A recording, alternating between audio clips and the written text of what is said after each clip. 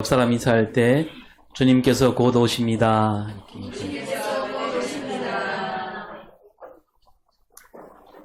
정말 다행이죠. 어제 국회에서 대통령 탄핵소추안이 가결되었습니다. 찬성 200표가 넘으면 가결되었는데 204표로 이제 대통령으로서 아무것도 할 수 없게 되었지요. 조마조마했습니다. 탄핵이 안 돼서 또 무슨 짓을 저지를지 온 국민이 가슴을 졸이고 있었지요. 탄핵소추안 가결이 안 되면 또 얼마나 더 힘겨운 싸움을 싸워야 할까, 그런 마음으로 우리가 지난 한 주간을 보냈는데 탄핵소추안이 가결되었다고 해서 다 끝나지는 않았습니다. 아직 갈 길이 먼데요. 헌법재판소에서 이 탄핵소추안을 갖고 하나하나 따져보아야 되겠지요.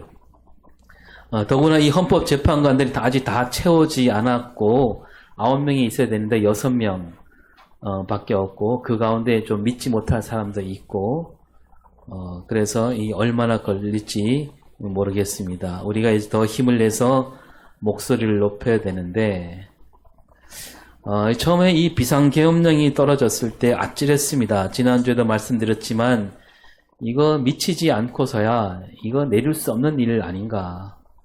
그래서 이 비상계엄령을 막는 길이 딱 하나뿐이었는데 국회에서 해제 요구 결의를 해야 됩니다. 그 재적의원, 그러니까 300명 가운데 150명 이상 찬성해야 되죠. 그런데 이 국회의사당을 경찰과 군인이 가로막고 있지 않았습니까? 이 국회의원이 아예 들어가지 못하면, 해제 요구 결의를 하지 못하게 되면 우리나라는 계엄군이 다스린 나라가 되는 거였습니다. 그러면 수많은 사람이 잡혀가고요, 심지어 목숨을 잃을 수도 있습니다. 가까스로 국회가 열렸고 해제 요구 결의가 이루어졌지요. 그 대통령은 얼마든지 비상계엄령을 내릴 수는 있습니다. 나라가 어지럽고 폭동이 일어나고 휴전선에서 북한의 군 움직임 보인다면 비상계엄령을 내려야죠. 하지만 야당이 마음에 안 든다고, 선거 결과가 마음에 안 든다고 계엄령을 내린다, 이거는 있을 수 없는 일이지요. 그리고 이 비상계엄령을 내리려면 이 국무회의를 거쳐서 주요 장관과 국무총리 서명이 있어야 됩니다. 그런데 국무회의 기록이 없지 않습니까? 회의도 제대로 하지 않았고 법을 어긴 거죠. 그 다음에 또 회의를 했다고 하더라도 국회에 알려야 됩니다. 이제부터 계엄령을 선포하겠다 알려야 되는데 알리지 않았지요. 또 이 법을 어겼습니다. 그리고 이 국회의사당에 경찰과 군인을 보내지 않았습니까? 헌법기관을 힘으로 짓밟은 겁니다. 여기서부터 무슨 죄냐? 내란죄죠. 내란죄. 또 선거관리위원회에다 군인을 수백 명 보냈습니다. 이것 또한 내란죄고, 그리고 그 국회의원과 언론인, 전직 판사, 법관들을 잡으려고 했습니다. 이 내란 죄목만 해도 한둘이 아니지. 그 나라와 국민을 지켜야 할 대통령이 반국가 세력 우두머리가 된 거지요. 그런데도 그런 사람을 감싸고 도는 사람이 있다니 참으로 기가 막힌 한 주였습니다. 또 열받는 일이 있었는데, 국민이 뽑은 국회의원들이 자기 밥그릇, 다음에 우리 당이 대통령을 내지 못하면 어떡하나, 자기 밥그릇 챙기려고, 자기 권력 빼앗기지 않으려고 탄핵을 반대하는 일이 정말 우라가 치미는 그런 한 주간이었습니다. 우리가 그렇게 열흘을 보냈는데 탄핵소추안이 가결되었으니 망정이지, 안 그랬으면 어쩔 뻔했는가. 다시 말씀드리지만 아직 끝나지 않았고요. 헌법재판소에서 탄핵을 기각을 하게 되면 다시 그 사람이 대통령 자리에 앉는 겁니다. 어제 국회에서 민주당 원내대표가 대통령 탄핵소추안 제안 설명이 있었는데요. 비상계엄령으로 우리나라 민주주의 심장이 멎었는데 시민들이 달려와서 심폐소생술로 이 심장을 다시 뛸 수 있도록 만들었다. 딱 맞는 말이죠. 그리고 국회의원들이 재빨리 모이지 않았더라면 군 헬기가 조금 빨리 국회로 왔더라면 우리는 비상계엄령을 막지 못했습니다. 이 비상계엄령을 막을 수 있었던 그 가운데 가장 큰 힘은 뭐냐면 그보다 먼저 맨몸으로 달려온 시민들이었지요. 또 하나 군인들이 오긴 왔는데 경찰들이 오긴 왔는데 그 명령을 제대로 따르지 않았습니다. 그러니까 저 위에 국방부 장관, 방첩사령관, 수도방위 사령관, 경찰청장, 서울시 경찰청장 이런 꼭대기에 있는 사람들은 다 그 내란 범죄에 앞장섰지요. 그러나 바로 그 밑에 지휘관들과 또 그 밑에 군인들은 경찰들은 와보니까 이거는 아닌데 라는 생각이었지. 그래서 그들은 시민들을 함부로 다루지 않았고요. 시민들이 막 밀으니까 밀려줬습니다. 군인들과 경찰들이 이렇게 하기가 쉽지 않습니다. 이 군인과 경찰은 뭡니까? 명령에 죽고 명령에 사는 사람들이죠. 또 이 군인과 경찰에게 가장 높은 상관이 누굽니까? 가장 높은 상관 대통령입니다. 그 대통령 명령을 따르지 않으면 명령 불복종죄에 걸립니다. 까딱하면 큰 벌을 받지요. 심지어 바로 그 자리에서 처형될 수도 있습니다. 그거 다 알고 있지만 이 사람들은 이 명령 불복종죄라는 것을 알고 있지만 기꺼이 불복종을 한 겁니다. 시민들도 군인들과 경찰들 가운데 상관에게 잘 보이려고 막 힘으로 밀어붙인 사람들도 있을 수 있잖아요. 실제로 국회 본청 유리창을 깨고 들어가는 군인들 있었거든요. 잘못 걸리면 크게 다칠 수 있고 여차하면 실랑이를 벌이다가 총알이 나갈 수도 있는 겁니다. 여러분, 이 시민들, 군인들, 경찰들은 도대체 뭘 믿고 저렇게 용감하게 움직였을까요? 해외 언론들도 다 놀랐답니다. 어떤 해외 언론 기자는 이렇게 썼다 그러는데 나라가 어둠에 있을 때 대한민국 국민은 스스로 등불이 되었다. 그러니까 이 시민들 또 군인들 경찰들은요 믿음이 있었어요. 무슨 믿음? 정의와 공의가 이기리라. 민주주의가 독재를 이긴다. 힘은 없지만 힘에 밀려 넘어질 수는 있어도 우리가 반드시 이긴다. 그런 믿음이 있었던 거죠. 그런 그 믿음으로 그 무시무시한 총칼 앞에서도 권력 앞에서도 주저앉지 않았던 겁니다. 저는 이런 거 지켜보면서 이 대목에서 말씀이 또 올랐는데 로마서 12장 21절을 볼까요?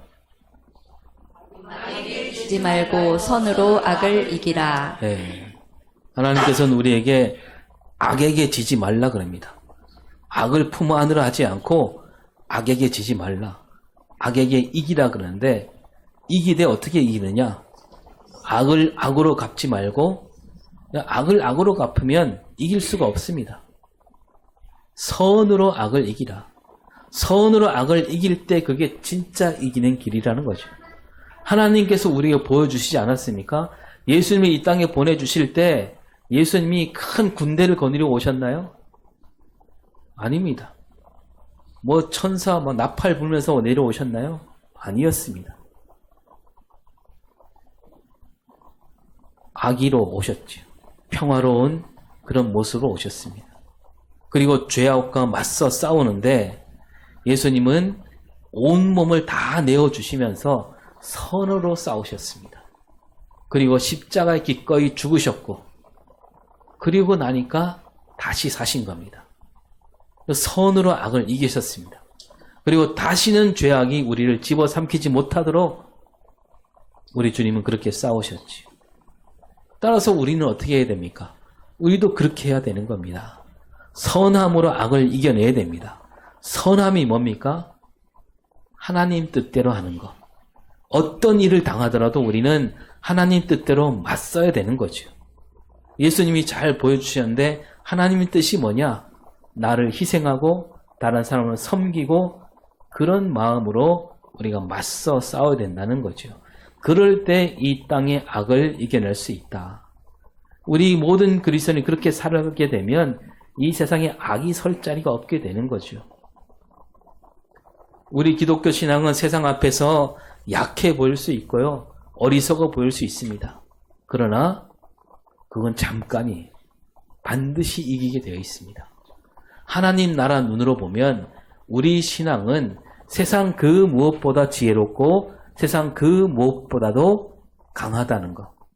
우리가 그 말씀을, 그 진리를 늘 마음에 새길 수 있어야 되겠습니다. 오늘 읽은 스바냐 말씀에서 하나님이 이렇게 말씀하십니다. 16절을 볼까요? 그날에 사람이 예루살렘에 이르기를 두려워하지 말라. 시온에 내 손을 늘어뜨리지 말라. 두려워하지 말고 손을 늘어뜨리지 말라. 무슨 얘기냐면 두려움 때문에 두려움에 못 이겨 주저앉지 말라 그런 뜻입니다. 그 남유다 백성들이 두려움에 쌓여 있다는 얘기죠. 그 나라가 어지럽고요. 이제 그 무너질 날만 남았습니다. 이 남유다 백성들 가운데 가장 힘겨운 사람, 이때 가장 힘겨운 사람들이 있었는데 그들이 누구냐 하면 저 앞에 올라가면 12절에 시작. 내가 공고하고 가난한 백성을 내 가운데 남겨두리니 그들이 여호와의 이름을 의탁하여 보호를 받을지라. 예. 이 세상이 가장 어지러질 때 가장 힘겹게 사는 사람들이 누구냐면 가난한 사람들이. 돈이 많은 사람들, 높은 자리에 앉아있는 사람들은 세상이 어려워도 좀 견딜 수가 있어요. 살아갈 길을 마련할 수가 있습니다. 그런 말이 있잖아요. 부자는 망해도 3대는 간다. 여러분 이번 비상계엄령 그 속을 들여다보니까 북한과 전쟁을 일으키려 했던 그런 그 정황들이 속속들이 드러나고 있지 않습니까? 전쟁을 일으키려고 했어요. 전쟁이 나면 저 높으신 양반들이나 부자들은 바로 짐 싸들고 달아납니다. 비행기표 바로 다 매진되고요. 남은 사람들은 가난한 사람들, 서민들만 남아서 온몸으로 전쟁을 겪게 되는 거죠. 여러분 세르비아 속담에 이런 말이 있답니다. 정치인은 전쟁을 일으키고 부자는 무기를 갖다 대고 가난한 사람은 자기 자식을 바친다. 그리고 전쟁이 끝나면 정치인들은 미소를 지으며 악수하고 부자들은 생필품 가격을 올리고 가난한 사람들은 어딜 간다? 자식들 무덤을 찾아간다. 세상이 어지러질 때 가난한 사람들은 그 누구보다 먼저 힘든 일을 겪게 되고 세상이 좋아지면 가난한 사람들이 가장 늦게 그 덕을 보거나 아니 그 덕을 보기 전에 또 다른 어려움을 겪게 되는 이런 일이 되풀이되는 게 우리 세상이에요. 남유다 왕국이 무너져가고 있는데 왕족과 귀족들 또 제사장을 비롯한 그 지도자들은 그걸 견딜 힘이 그나마 남아 있었습니다. 그러나 가난한 사람들은 손도 쓰지 못한 채 온몸으로 그 어려움을 겪어야만 했습니다. 이때 하나님께서 이 유다 백성들에게 심판과 형벌을 내리신다라고 하면서도 가난한 자들에게는 말씀해 주십니다. 그들에게 손을 잡아 주십니다. 두려워하지 말라, 손을 늘어뜨리지 말라고 말씀하고 있다는 겁니다. 스바냐 말씀이 그거예요. 스바냐가 3장으로 되어 있는데요. 앞에 1장과 2장을 보면 하나님께서 앞으로 내리실 그 무서운 심판으로 가득합니다. 그래서 이 1장 1절에 보면 스바냐가 누구냐 이렇게 말씀하신 다음에 곧바로 2절부터 뭐라고 되어 있냐면 2절에 시작. 여호와께서 이르시되 내가 땅 위에서 모든 것을 진멸하리라. 예. 2절에 벌써 대뜸 내가 모든 것을 진멸하리라 이렇게 심판을 말씀합니다. 그 뒤에도 진멸, 멸절 이런 말이 쉴 수 없이 나오는데요. 그 3절, 1장 3절을 어떻게 되어 있냐면 시작. 내가 사람과 짐승을 진멸하고 공중의 새와 바다의 고기와 거치게 하는 것과 악인들을 아울러 진멸할 것이라. 내가 사람을 땅 위에서 멸절하리라. 나 여호와의 말이니라. 네. 이 3절 한 절에 뭡니까? 진멸이란 말이 두 번 나오고 멸절 같은 말이잖아요. 이렇게 스바냐는 여호와 하나님께서 이스라엘과 그 주변 나라에게 큰 벌을 내리신다. 이런 말씀으로 가득한데 3장 8절까지 그런 말씀이 이어집니다. 그러니까 이 말씀을 들은 백성들은 어땠을까요? 정말 오금이 저리고 두려움에 벌벌 떨었겠지요. 그 이스라엘 백성들에게 이제는 하나님은 무서운 하나님이고 심판하신 하나님이 되고 말았습니다. 이렇게 심판과 형벌을 외치던 스바냐 선지자가 3장 9절부터는 그 두려움에 몸서리치는 이스라엘 백성들, 그 가운데 가난한 사람들, 그들에게 위로와 소망을 말씀해주고 있는 거죠. 그러면서 이들에게 노래하라, 기뻐하며 즐거워하라. 14절을 볼까요? 따라 노래할지어다. 이스라엘아 기쁘게 부를지어다. 예루살렘 따라 전심으로 기뻐하며 즐거워할지어다. 네, 시온에 따라, 예루살렘 따라. 이 말 안에는 이스라엘 백성들 가운데 가난한 사람들이란 뜻입니다. 굳이 아들이라 그러지 않고 딸이라고 말하고 있습니다. 심판과 형벌이 있긴 하지만 기쁨으로 노래하라고 말씀합니다. 15절에 뭐라고 되어 있을까요? 여호와가 내 형벌을 제거하였고 내 원수를 쫓아냈으며 이스라엘 왕 여호와가 내 가운데 계시니 내가 다시는 화를 당할까 두려워하지 아니할 것이라. 하나님께서 형벌을 제거하였다. 원수를 어떻게 했다? 쫓아냈다.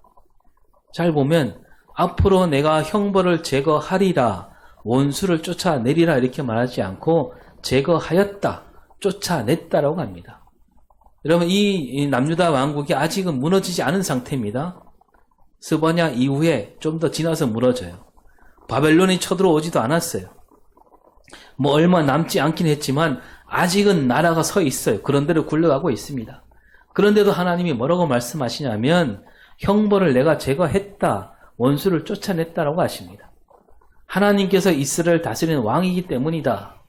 하나님이 그 가운데 계시니 두려워하지 말라고 하십니다. 뭔 얘기냐면 앞으로 형벌이 있겠지만 그 형벌 가운데서도 하나님이 함께 하시겠다는 얘기죠. 그 원수 바벨론이 들이닥치겠지만 하나님이 곁에 계시겠다는 얘기입니다. 그러니까 하나님이 함께 하시면 그 형벌이 올지라도 또 원수들이 올지라도 얼마든지 넘어설 수 있고 그 원수들 틈 바구니에서도 견딜 수 있다는 얘기입니다. 마치 저 애굽에서 그 10번째 재앙이 닥칠 때 그 어린 양 피를 바른 그 집안에는 그 무서운 형벌이 넘어갔듯이 하나님이 함께 하실 때는 그 가운데 그것을 다 이겨 넘을 수 있다는 얘기입니다. 다시 간추리면 스바냐 1장 2장에 막 진멸, 멸절, 심판, 형벌이란 말로 가득했던 말씀이 이제 노래하라, 기쁘게 부르라, 기뻐하며 즐거워하라 이런 말로 채우고 있습니다. 왜냐하면 하나님께서 함께 하시니까, 이스라엘 왕이신 여호와가 그 가운데 계시니까 이제는 두려워할 까닭이 없다라는 거죠. 그리고 이제 17절에 이렇게 넘어갑니다. 17절 앞쪽만 보면 시작. 너의 하나님 여호와가 너의 가운데 계시니 그는 구원을 베푸실 전능자이시라. 네, 다시 말씀하고 있습니다. 이 구절은 우리가 정말 잘 아는 말씀이잖아요. 우리가 찬양으로도 많이 불렀고, 하나님은 이스라엘에게 어떤 분인가? 먼저 누구의 하나님? 너의 하나님. 너의 하나님 여호와가 너의 어디에 계신다? 가운데 계신다. 어떤 다른 누구도 아닌 너의 하나님이다. 이 말은 뭐냐면 하나님께서 너를 지으셨다는 얘기입니다. 심판과 형벌 때문에 이스라엘은, 그 백성들은 하나님이 우리와 멀어진 거 아닌가? 자기들과 이제 관계없는 하나님은 아닌가? 그래서 하나님이 우리를 지으셨다는 것조차 잊어버리고 있는 거죠. 스바냐 선지자는 그 백성들에게 다시 일깨워줍니다. 너희들을 만드신 이가 바로 여호와 하나님이다. 너의 하나님이다. 그리고 그 하나님께서 너의 가운데 계신다. 저 멀리 하늘에만 계셔서 팔짱 끼고 무서운 심판을 내리는 그런 하나님이 아니라 너희 가운데, 그러니까 너의 가장 가까운 곳에 계신다는 겁니다. 그리고 이어서 말씀하시기를 그는 무엇을 베푸실 전능자? 구원을 베푸실 전능자. 전능자 무슨 뜻입니까? 이 말은 못하실 일이 전혀 없는 분이다. 모든 일, 그 어떤 일도 하실 수 있는 그 여호와 하나님. 근데 이스라엘 백성들이 지금 뭐 죄악을 저질러서 심판과 형벌을 앞두고 있지만 하나님이 전능자란 그것은 잊어버리지 않았을 겁니다. 그래서 더욱더 무서워하는 거죠. 심판과 형벌을 내리신데 두려워 떨고 있습니다. 왜냐하면 전능하신 하나님이 심판과 형벌을 내리신다. 이거는 정말로 무서운, 세상에서 가장 무서운 일이 벌어진다. 이렇게 여기는 거죠. 그런데요, 오늘 스바냐는 하나님이 전능하신 분이긴 한데 무서운 전능자가 아니라 무엇을 베푸시는? 구원을 베푸신 전능자라는 겁니다. 심판을 내리는 전능자가 아니라 구원의 전능자입니다. 이 말을 바꾸어 말하면 뭡니까? 하나님은 그 전능하신 능력을 쓰시는데 어디 다른 데 쓰시는 분이 아니고 그 백성을 구원하신 데 쓰신다는 겁니다. 하나님께서 갖고 계신 모든 능력은 오직 이 이스라엘 백성들을 구원하신 데 쓰시는 분이다. 그거 잊지 말라. 그분이 우리가 믿는 여호와 하나님이다. 라고 노래하고 있는 거죠. 이 스바냐 선지자는 이렇게 여호와 하나님은 이스라엘 백성들에게 형벌과 심판을 내리시는 그런 하나님이 아니라 늘 가까이 계시고 모든 백성을 구원으로 이끄시는 하나님이다. 그리고 이어서 하나님이 이스라엘 백성들을 어떻게 생각하시는가 그 말씀을 하고 있는데 17절 뒤쪽에 나오죠. 그가 너로 말미암아 기쁨을 이기지 못하시며 너를 잠잠히 사랑하시며 너로 말미암아 즐거이 부르며 기뻐하시리라. 예, 하나님께서 이스라엘 백성들을 볼 때 기쁨을 이기지 못하신다. 그냥 기뻐한다가 아니라요. 기쁨을 이기지 못한다는 거죠. 기쁨이 너무 커서 그 기쁨을 주체하지 못한다는 말씀 아닙니까? 그러니까 이스라엘 백성들을 보기만 해도 아니 생각만 해도 하나님은 그 얼굴에 웃음이 흘러 넘친다는 거예요. 우리가 왜 사진 찍을 때 가장 자연스럽게 웃으려면 뭘 생각하면 됩니까? 우리 애들 키울 때 어릴 때 생각하면 저절로 웃음이 나오지 않아요? 김치 뭐 치즈 안 해도 돼요. 그거 생각하면 돼요. 어릴 때 애기가 막 아장아장 걷고 엄마 이름을 막 입에서 막 우리 뒤에 아이니처럼 막 엄마 아빠 그러면서 막 달려올 때 그거 생각해 보세요. 그러면 사진 찍을 때 저절로 웃음이 나오는 거예요. 하나님이 이스라엘 백성들을 생각하면 그렇게 기쁘다는 겁니다. 그리고 즐거이 부르며 기뻐하신다. 무슨 얘기예요? 이스라엘 백성들을 생각하면 저절로 흥이 나신다는, 노래가, 콧노래가 나온다는 겁니다. 그러니까 우리가 보통 알고 있기는 백성들이 하나님을 찬양하잖아요. 그런데 오늘 말씀에서는 하나님이 그 백성들을 보시면서 노래하고 계시는 겁니다. 즐겁게. 그러니까 하나님이 그 백성들을 얼마나 아끼시고 사랑하시는가 그걸 잘 보여주는 대목이죠. 하나님은 이스라엘을 지으신 분이니까 그들을 보면 눈에 넣어도 아프지 않을 만큼 그렇게 사랑스럽게 여기신다는 겁니다. 여러분 오늘 우리가 어떻게 이 세상에서 주눅들지 않고 힘차게 살아갈 수 있겠습니까? 그것은요, 하나님께서 우리를 보기만 해도 기뻐하신다는 그 말씀이 우리에게 큰 재산이기 때문 아닙니까? 그것 때문에, 그 덕분에 우리는 남들보다 힘도 없고 돈도 없고 걱정도 많고 근심도 많지만 우리는 힘을 내서 살아갈 수 있는 거죠. 우리가 이 땅을 살아내기가 만만치 않잖아요. 세상을, 예수를 믿지 않는 사람들이 더 번듯하게 막 더 그럴듯하게 살아가고 있잖아요. 때로는 우리가 그걸 보면서 기가 죽기도 하잖아요. 그런데도 우리가 당당하게 살아갈 수 있는 것은 우리 가운데 누가 계셔요? 하나님이 계시기에. 그 하나님이 우리를 보는 것만으로도 기뻐하시고 즐거워하신다. 이것이 우리에게 살아가는 힘이 되는 거죠. 뭐 우리가 굳이 어떻게 애를 쓰지 않아도 하나님은 우리가 있다는 것 그거 하나만으로도 하나님은 지금도 우리를 기뻐하시고 우리를 보시면서 콧노래를 부르고 계십니다. 여러분 이거 말고 뭐가 더 있을 필요가 있나요?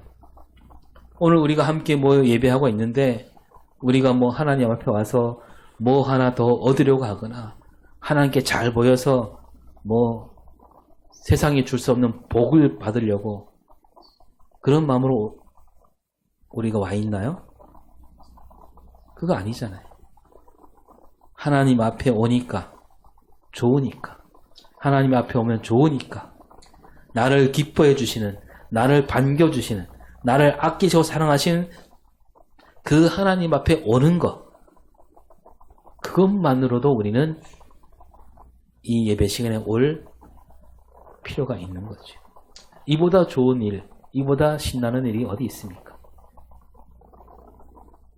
하나님이 늘 우리 곁에 계신다. 이것이 우리에게 가장 큰 힘이 되는 것이고 우리는 그 힘 갖고 우리 갈 길을 가면 되는 겁니다. 우리 가진 것 없지만 번듯하게 내세울 것 없지만 하나님께서 우리 가운데 계시기에 우리는 오늘도 하나님 나라를 바라보며 나아갈 수 있는 겁니다.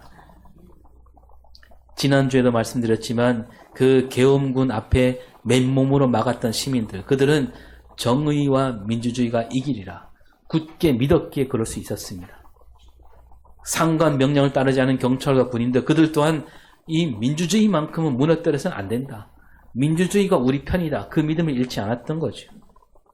그래서 여의도 국회의사당 앞에 모인 사람들은 두려워하지 않았고 손을 늘어뜨리지 않았습니다.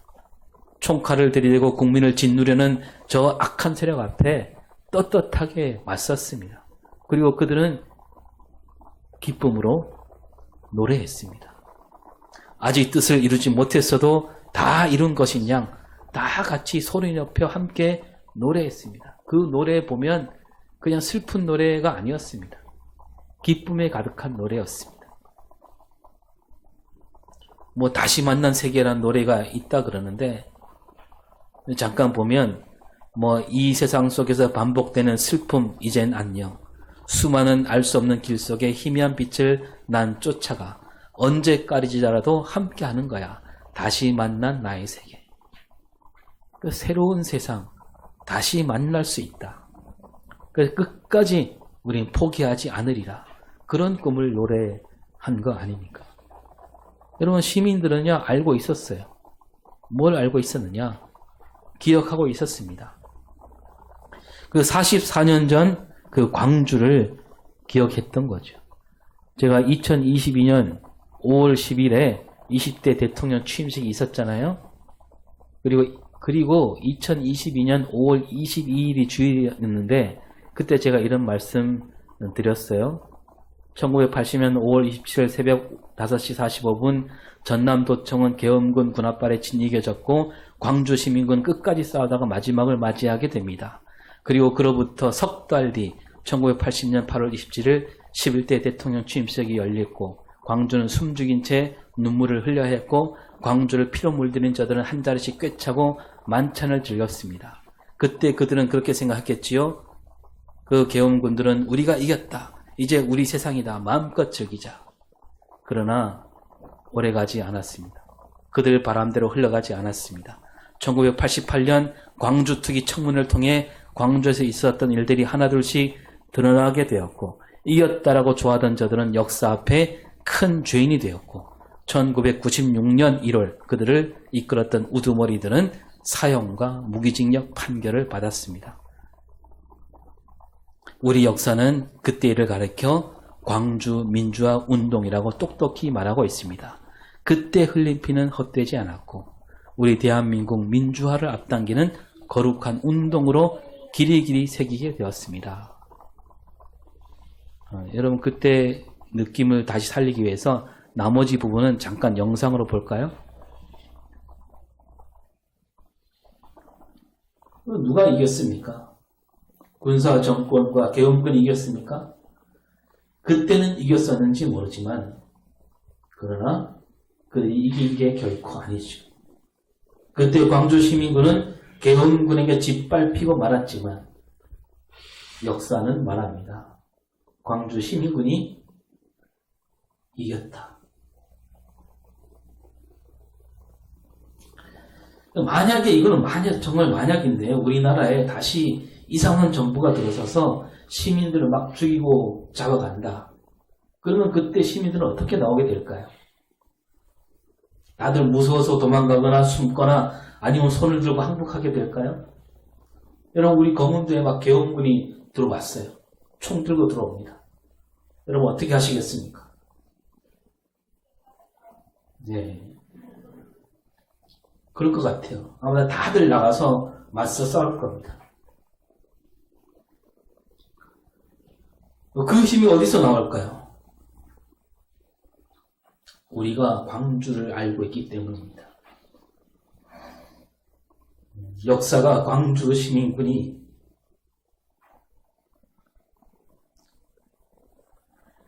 이겼다라고 말하고 있기 때문이죠. 그 진실을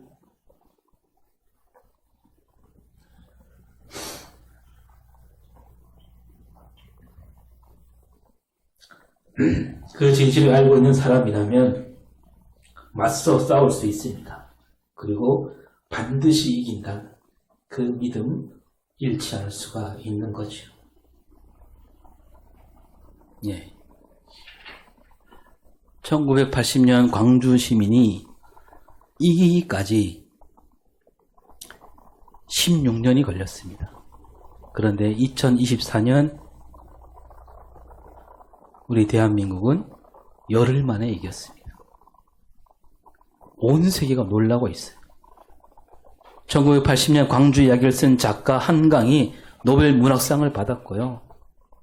2024년 비상계엄령을 6시간 만에 풀어버린 나라. 힘과 힘으로 맞서지 않고 폭동이 일어나지 않고 내전이 일어나지 않고 민주주의를 지키고자 하는 그 마음으로 총칼을 이기는 나라.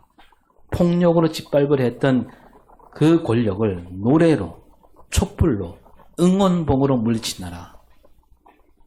여러분 길이길이 세계 역사에 남게 되는 지난 열흘간이었습니다. 하물며 하나님 말씀에 기대어 사는 사람들, 하나님 나라를 바라보는 우리 그리스도인들, 세상이 아무리 어쩌다 할지라도 하나님 뜻대로 살아가고자 하는 우리에게 하나님은 뭐라고 말씀하실까요? 오늘 말씀 뒤에 안 읽었지만 20절을 같이 읽어볼까요? 내가 그때 너희를 이끌고 그때 너희를 모을지라. 내가 너희 목전에서 너희의 사로잡힘을 돌이킬 때에 너희에게 천하 만민 가운데서 명성과 칭찬을 얻게 하리라. 여호와의 말이니라. 아멘. 기도하겠습니다. 하나님, 우리가 무슨 일을 겪든지 또 어디에 있든지 하나님께서 우리 가운데 계신다. 이 믿음, 이 진리를 잊지 않도록 인도하여 주시옵소서. 세상이 어떠하든지 우리로 말미암아 이 땅에 하나님 나라가 이루어지는 그날까지 우리가 꿋꿋이